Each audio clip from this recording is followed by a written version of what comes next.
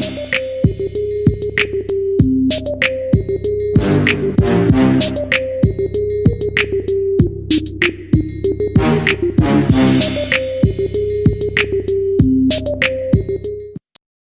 glad you could come to the show. What part of transit do you work in? I work for New York City Transit. I'm a train conductor. How long have you been on the job? 6 years. 6 years. So from the time you go now, from the time you've been there to now, were you already into like activism before you joined the transit? I was more involved with like self activism of defending myself when problems arise, whether it was prior employers, NYPD, uh, things of that nature. But I always my advocacy, even if I was defending myself, was for the betterment of everyone. Okay. So what was it like when we all heard what happened with the pandemic, and then the mayors, the governors came out and they told us that it was much worse than they expected it to be. And then after telling us that and telling everyone that they should stay home, they then turned around and asked you, being part of the city's transit system, now an essential worker, to come in and actually have to work the next day. How did that information, how did that news affect you and the workers around you? What was the feeling? I mean, before they even said that, you know, us workers, we were attempting to protect ourselves by wearing masks. And the first thing that the MTA did was told us that masks were against uniform policy. This was even before that they weaponized the CDC against us and tried to say the CDC said that, you know, healthy people shouldn't wear masks or whatever. Before that even came, the MTA already told us masks were against uniform policy. And speaking to your question, when they told us that we basically had to come to work when they told everyone else to stay home, you know, we was bewildered. But at the same time, a lot of us love what we do. You know, we love moving the city. We just didn't want to move the city unsafe. So even during the time where they made the decision to continue working, and they were saying in the media that they were giving us masks, they still weren't giving us masks. So it's like how you going to war for a country and they putting you in the middle of a war zone without no protective equipment, without no bulletproof vests, nothing to defend yourself, no weapons, no anything. Just go out there and fight this war, and if you survive, you survive. That's essentially what the MTA did to us transit workers. And then with that news, so now basically everybody's been put in a position where they're asking, like you said, to fight a war without the weapons to fight the war, without any to protect themselves. So then what was the feeling at that point amongst the workers? Was it fear? Was it anger? Who did they look It was for help? everything. It was everything, because when you come to work, you fear of getting that disease. When you go home, you fear of giving it to your loved ones. People around you was getting sick. You was getting angry because we in it. We hearing what these MTA bosses is saying. We hearing what Cuomo is saying, and they saying that we are being protected and all this other stuff. And us on the front line, we like, no, they not. So that created the anger and the hostility. Morale was down. The MTA, people don't know, but the MTA spend a lot of time trying to kill our morale. Even before this pandemic, you know, the MTA have an unknown policy. It's called plantation justice, which they would never admit to it, but it exists, right? So the MTA is funny. They would spend thousands of dollars hiring you and would spend the next 25 years trying to fire you. You know, it's when we get a chance to fully tell our stories, it's going to open up a lot of people's eyes. But it was mixed emotions during this entire pandemic, and it was just magnified because these mixed emotions exist 365 days a year. Quick question: After all the criteria came out that mask was the general way of going, did the MTA, did they ever say, listen, we were sorry, we did this? Did they ever apologize or say, okay, we can do a better job? No, I mean, to be quite frank, when have ever a slave master apologized to the slaves? You know, that's essentially what they are. You know, and they use words like, you know, you're a hero, you're essential.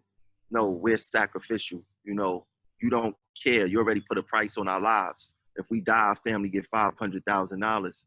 Picture someone in their 30s dying and they got 25 more years to go. They will make way more than $500,000. Right. And providing for your family isn't only financial, is moral, spiritual. It's a whole bunch of other ways that you can't even put money on. But the MTA don't care. They practice service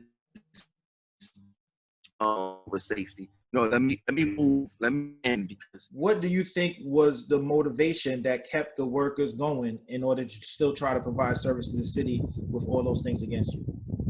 money, you know, it's financials, you know, the bills continue to run in. You know, you have to continue to provide for your family. And us as people of color, we wasn't really taught finances. So you'll be surprised how many people is actually living check to check and can afford to miss a paycheck. I'm quite sure if most of the transit workers had at least $20,000 to $30,000 in their bank account, this system wouldn't have been running. Mm. So what was it like now? Now you're already into it. You guys are working. You had to, for whatever reason, you're going back. What was it like for the crew mentally to deal with that on a daily basis, watching what was going on in the news, hearing the numbers going up, hearing the threat of the virus and not knowing what was happening? Because people at home that had to stay home were worried watching the news. What was it like mentally for you guys having to work through it? I mean, I didn't, for me in particular, I didn't go back to work ever since I called out. And I ain't been back to work since March 27th, and I'm still going through my COVID thing. But from the people who I spoke to, you know, they was frustrated because, like I said, I had people calling me of other coworkers who they spoke to and be like, yo, you know, you feel better? They was like, nah, but I have to pay bills. So it's frustrating for transit workers.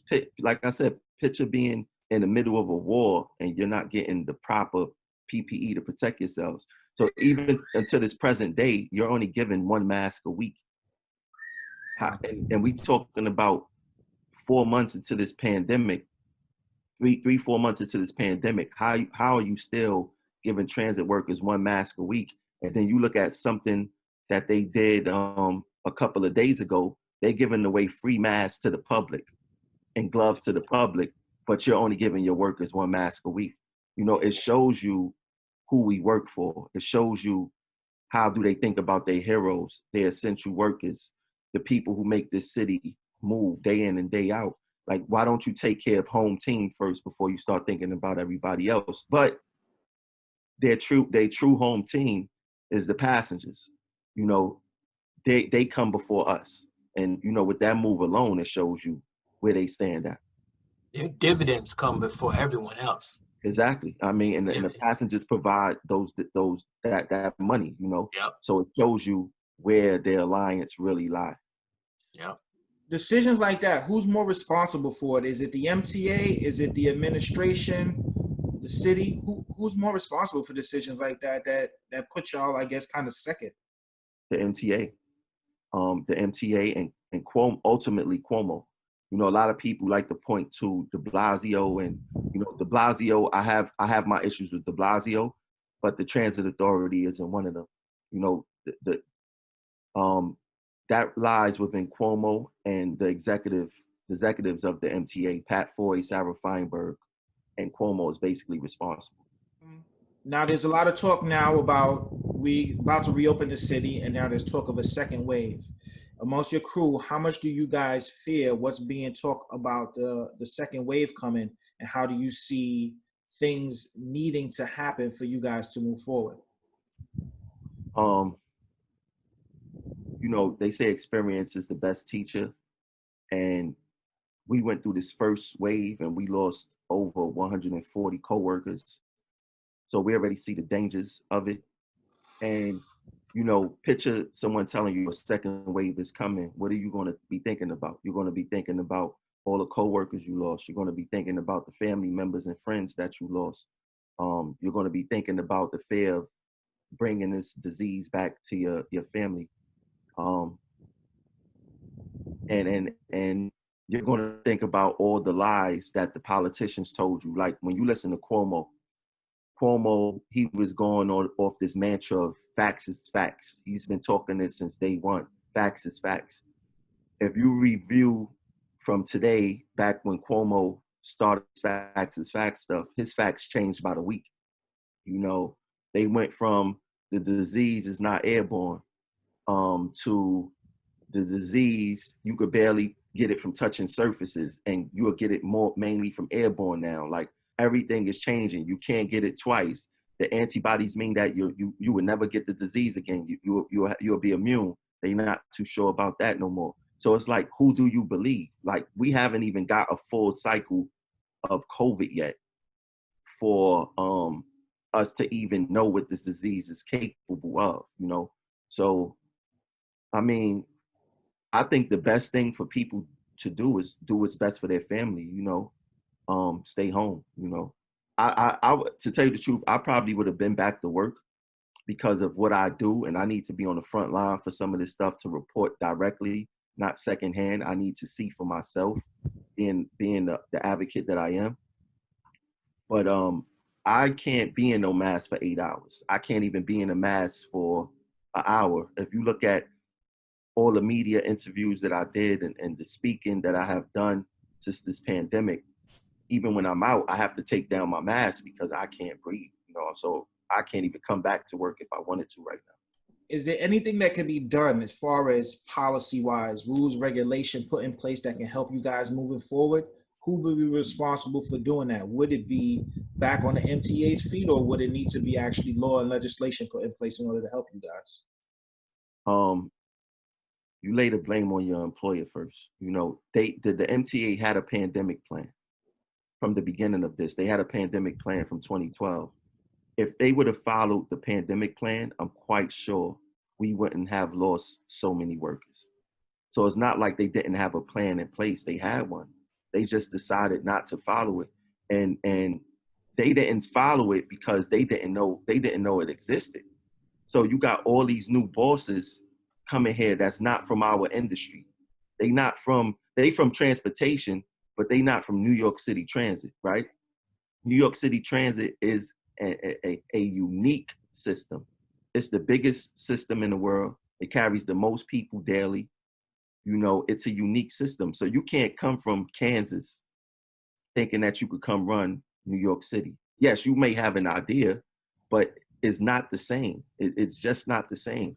And like I say this all the time, when you look at all the bosses in the MTA, right? They are executives, but they not executives from our industry. So the MTA, they will hire a hockey coach to coach the NBA basketball team, all because that hockey coach is a coach. May not know anything about basketball, but just because they coach the sport, they're good enough to coach an NBA team, which is untrue. You know, if you're not from this industry, you just wouldn't know. So they didn't know that a pandemic plan was in place because they're not from our industry. What's troubling about this whole thing, though, I can't see them traveling in rush hour in a train and working the same way we and I do. I don't see them doing that. I would never see them doing that. Do you? Look, the city is opening on Monday, right? Everything is social distancing and mask. How do you social distance on the subway? You can't, because I've gone back to work and you can't. You're not. You're right up on top of one another, especially on the bus, since they took 6 feet away from the bus driver. So we're all on top of each other. It's more like 10 feet. They say 6 feet. But even when you look at the buses, right, they put up a shower curtain. Let's call it what it is, right? When I first saw that, I was shocked. Yeah, it's a shower curtain. So you think that this disease is going to be like, wait, hold on. There's a shower curtain here. Let's stop right there. Let's not go up under it. Let's not go over it. Let's just stop right here because this is put here so we won't get to the bus operator. Right? I literally took pictures of it and showed it to my daughter, and she shook her head. She's like, "Dad, isn't the air gonna go around and under and over that?" I Of course mean, it will. buses in particular is a test tube full of germs, right? Yep. It circulates air. So the air that's somebody cough in the back is bound to get to the It's bus bound to out. go to the front. But all of this is a psychological game to make the workers think that they're safe while doing their job, right? Yes. Scientifically, it make no sense. Even when this pandemic first started, everything was N95 mask, N95 mask. This country knew they couldn't provide that at the time, so they just went to any type of face coverings. We don't care. Just go like this. Literally. Yeah, and you're protected. That's untrue. But just for a peace of mind, for them to continue economics across the country, they willing to do anything, and they sacrificing lives in the process of this. When they actually found the pandemic plan, when it came to light, did they implement it at that point at least? He didn't find it. I found it. Wow. I'm the one who used my TV show to put it out there and give it to the media, um, to let them know that they had a plan. You know, and then after they had a plan, 2 days after that, that's when they said that they're going to provide us masks. But they didn't provide us masks at that point. My last day of work was March 27th.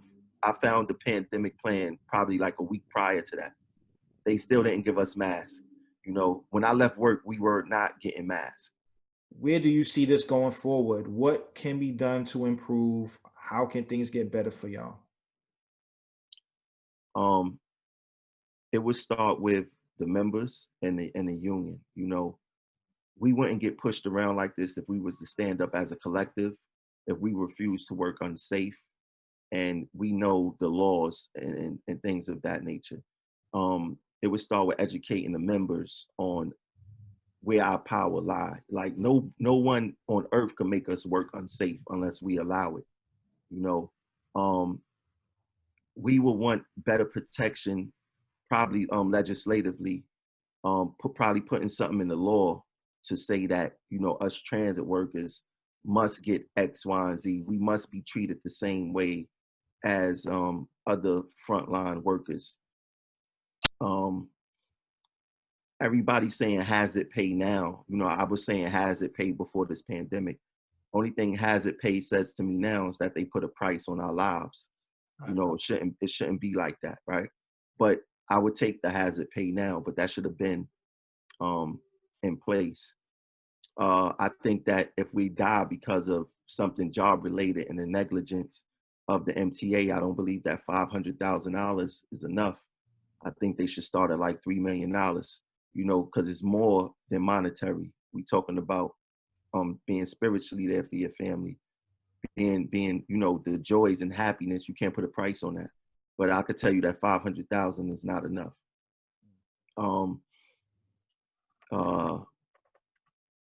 I mean, that would be, that for me thinking right now, that would be an excellent start, you know, for us to get the respect that we deserve. One of the big things I felt as far as especially when you talk about even just monetary besides the hazard pay was putting out some type of, this will have to be legislation in place where the people like frontline workers, essential workers who took that risk and had to go out and do the job that nobody else was able to do at that time, there should be some type of law in place where you get some type of uh, not just, you know, the admiration for what you guys did, but also monetary, where it results in you getting additional pay. I would love to see some type of legislation put in place to make sure that you guys are financially accommodated for what you guys did. I mean, they got something, they got something there now, Mm. that they wait in the past. I don't know where it's at, but they presented that. That was on the table. I mean, even for like the people who have school loans and student bills, you know, all the frontline doctors, you know, they should be exempt from paying that. That should be their thanks. Right. You know, us transit workers, they need to fix our pension. You know, we should be 20 and out or 22 and out any age, just like everyone else. Mm. There's things that could be done to say, hey, we are grateful for you guys to do this, because this is the thing. this probably is not going to be the only time this happened in our lifetime.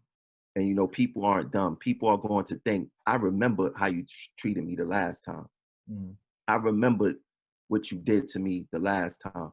Now, picture if they paid everybody's student bills and this thing happened again. People are going to be like, I'm ready, willing, and able to Right. go out there and fight this, right? Right. But without no incentive, you know, the incentive has to be greater than getting a paycheck at the end of the week. You know, Right. putting your life Do on that the line. anyway.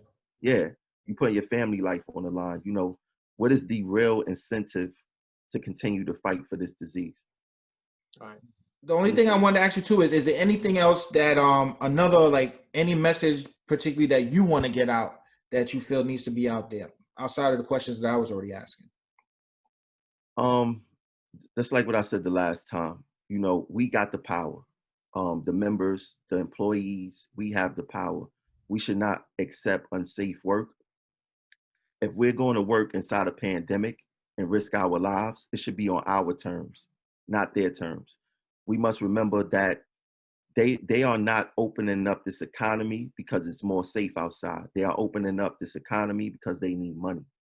You know, the factors haven't changed. The way this disease operates doesn't change. They only need one host and one other person to continue to spread this disease. So we must acknowledge why this place is opening up, why the MTA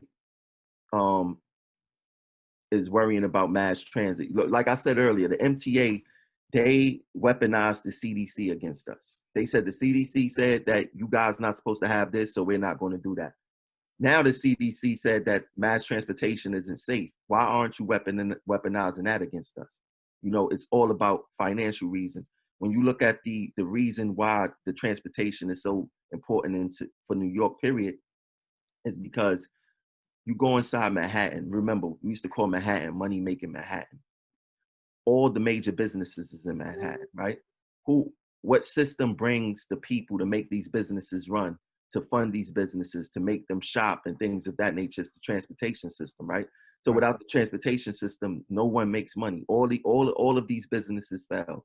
You know, you got billion-dollar companies talking about after 2 months, they're going to need $1 billion recovery to help their afloat bailout, right?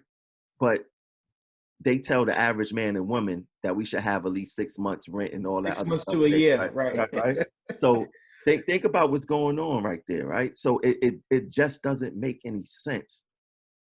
So even when you think about how, like I said, how the transportation system is supposed to run, we are not supposed to be funding the transportation system. We are not supposed to be paying the fares on this transportation system. The billion-dollar companies are.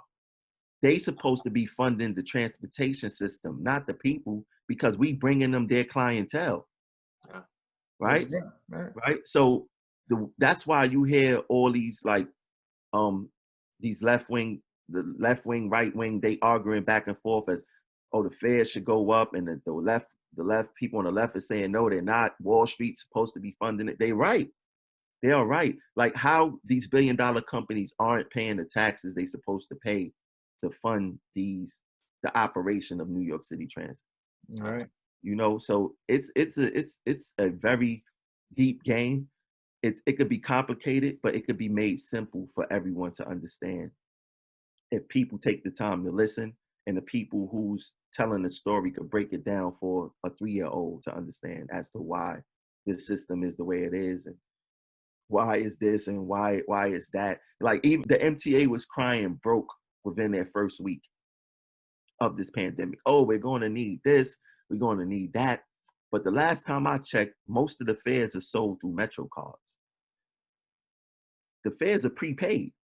So you could buy a monthly Metro card and ride the train once or twice, right? The MTA still got their money. They still got their money. And it's not like the more times you go through the turnstile, the more like it costs them something to go through that turnstile. It costs them nothing, right? So think about all the money that people leave on Metro cards and throw away. Oh, this card only got 75 cents on it. I'm gonna throw it away, right? The MTA already got their money, right? So they profiting really at the end of the day because they don't care. Once they make that sell, that you buy a monthly Metro card and only ride 5 times, nobody could go and say, hey, look, read my card about to expire. Just give me the balance on the next month. No, you got to buy another card for that next month. Money already paid for. Nobody not talking about this. Now, would I say that the MTA is probably going through something now? If they didn't get that $3.5 billion from the federal government, yes, I could probably say now, but they was crying this within the first week. You know, they should have been good for 60 days at least. You know, and man, this thing is crazy, man. It's crazy. What you just said was the simplest explanation. I didn't even think about that because I was like, they got now where they're gonna put the what is the zone in the city where anybody riding into there is gonna pay for the tolls, the surcharge. Oh, congestion pricing. Congestion pricing. Yeah. I just thought about that, but you know what? Who are they going to see? Nobody ever put congestion prices on the businesses in that area that they going to see. Like, okay, we coming to see you. Are you going to chip in for congestion as well? That's crazy. Congestion pricing shouldn't even be a thing. Shouldn't be on the people, definitely. If these billion-dollar companies paid their taxes, we wouldn't have to worry. Because, like you said, all right, you charging us to get inside this below 59th Street. What's below 59th Street? Who lives below 59th Street? Who makes the money to even live in the buildings below 59th Street? Right. You know what I'm saying? So let's look into that. Oh, all right. Mainly people, probably a lot of people who's making over $250,000 a year, $300,000 a year. How much taxes are they paying? Yeah, they're not. And that's one thing they never taught us the tax game. We go to school, we learn the algebra, geometry, all this other crazy stuff, right? We never going to use ever. But in other communities, they learn in taxes how to get. You want to know how to get over taxes? You get you a Caucasian friend that's making $300,000 to $400,000 a year. They will show you how to manipulate these taxes. Yeah. You know what I'm saying? Like we wasn't taught that. We probably paid more taxes than Donald Trump. That's why he don't want to release his tax bills. Sure. But they know how to manipulate that system. Yes. And we haven't infiltrated it the proper way. And they not going to hand it over to us. We're going to have to find a way. But this thing is crazy, man. Yeah, that's why outside of this, one of my biggest things too is like trying to get financial education into our basically our community. It's a systemic problem, so it got to change from kind of like inside within. So yeah, I think that's it, man. All right. Thank you, man. Appreciate it. Thanks, man. Appreciate it. Stay well. No problem. Anytime. All right. Peace.